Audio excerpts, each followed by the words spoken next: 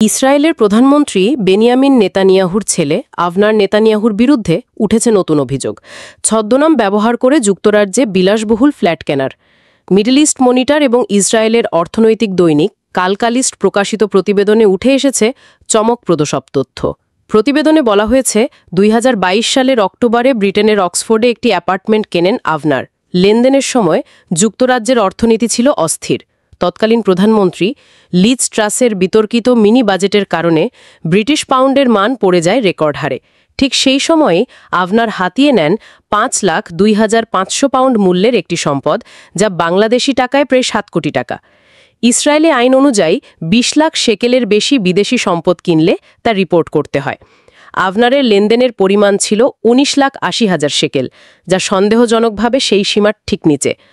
অদ্ভুত বিষয় হলো, সম্পদ কিনতে তাকে কোনো মর্টগেজও নিতে হয়নি, অর্থাৎ পুরো অর্থ নগদেই পরিশোধ করা হয়েছে। আভনার নেতানিয়াহু দাবি করেছেন, নাম পরিবর্তনটি সম্পূর্ণ আইনসম্মতভাবে করা হয়েছে। তিনি বলেন, আমি আমার আইডি কার্ডে নাম পরিবর্তন করেছি, পরে পাসপোর্ট ও ড্রাইভিং লাইসেন্সও পরিবর্তন করি।